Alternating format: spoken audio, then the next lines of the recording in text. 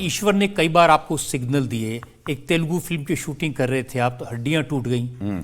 जी, मैं एक film supreme कर रहा था और मैं वो शूटिंग के वक्त तो फाइट मास्टर को मैं समझा भी रहा हूँ, चूँकि अब एक्शन इतनी फिल्में किया हूँ तो थोड़ा सेंस है मुझे, एक्शन ट्रेंड आदमी हूँ मैं।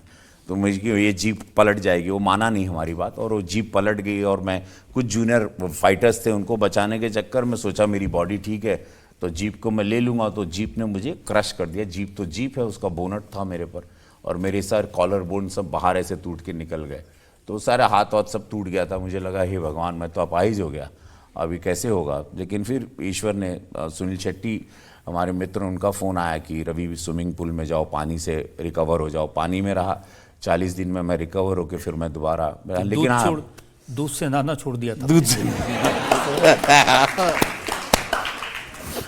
लेकिन ईश्वर ने कई बार आपको सिग्नल दिए।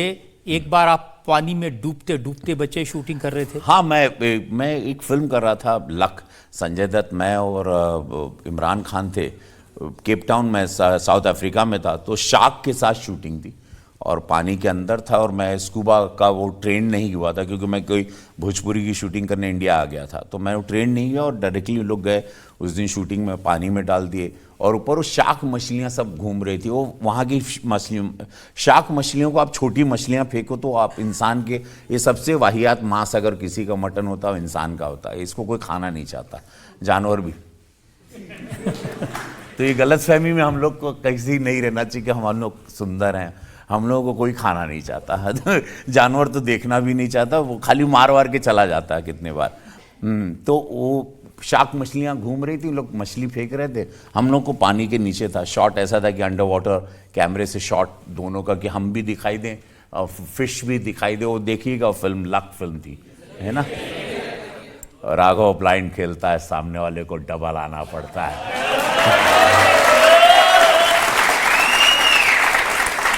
क्योंकि रेस में तो टट्टू दौड़ते हैं, राघव तो शेर है।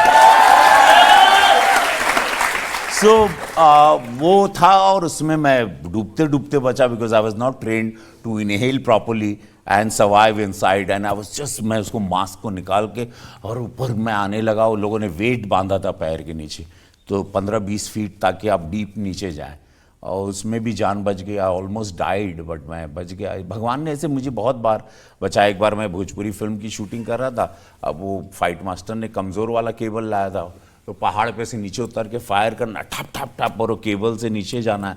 तो उसमें मालूम पड़ा वो बजट प्रोड्यूसर का नहीं था, अच्छे वाला तार का, तो उसने सस्ते वाले तार मंगाए थे जिस पे मुझे लटका दिए थे।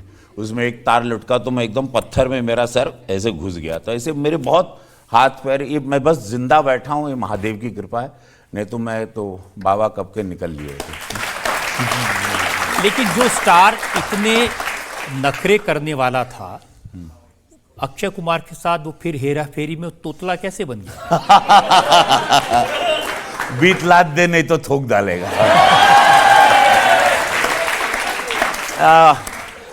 यही सब जीवन है रजत जी। कभी कभी चीज़ें आती हैं और कभी कभी कुछ मित्रता में फिल्में होती हैं, कुछ मजबूरी में हो जाती है, कुछ होता है कि कुछ कहीं आप इमोशनली फंस जाते हो।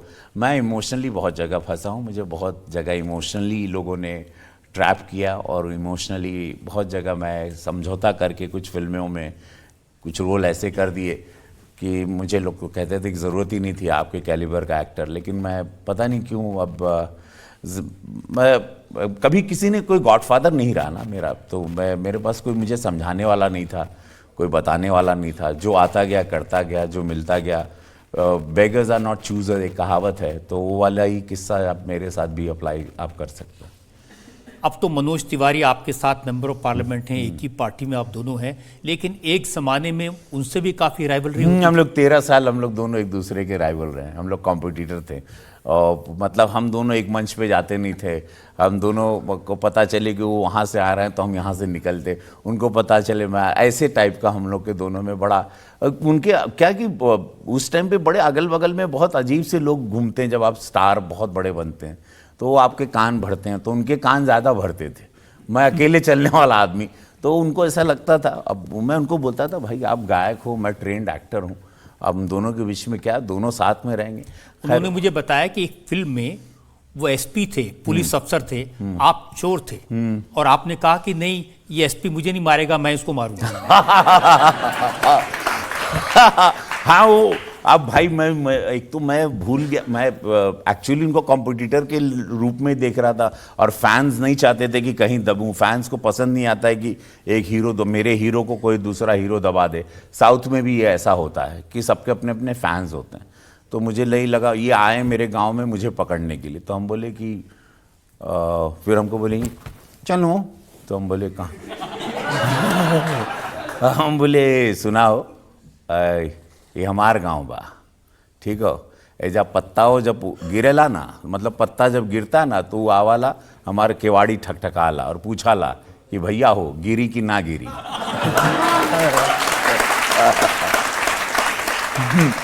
मतलब वो पत्ता भी गिरने से पहले पूछता है कि दरवाज़ा तो मैं वो वाला हूँ, तुम मुझे आके अरेस्ट नहीं कर सकते क्योंकि ये मेरा गांव है। तो वो ईगो का था मैटर।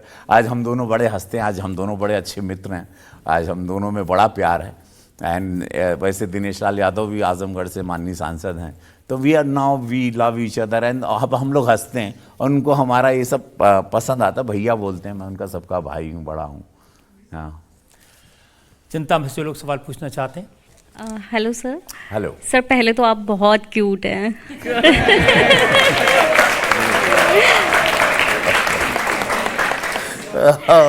ये हम ये सोचे नहीं थे। अच्छा, alright, thank you so much, thank you.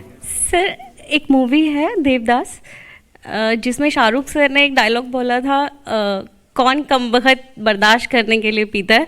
अगर शाहरुख सर की जगह आपको वो डायलॉग बोलना पड़े भोजपुरी में, तो आप कैसे बोलेंगे?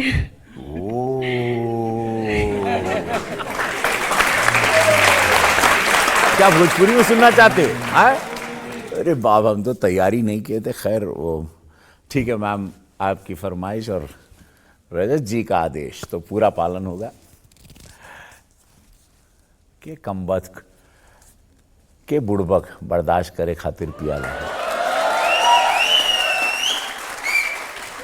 हम तो पीला के जहाँ हम बैठ सकें, तोहरा के देख सकें, तोहरा के बर्दाश्त कर सकी, मदहोश बेहोश हो सकी हो, पारो के भुला सकी, लेकिन पारो के एक याद भैया हो, हमारा होश के खोई नहीं खिदे ना ही चढ़ा लो कितनो पीला।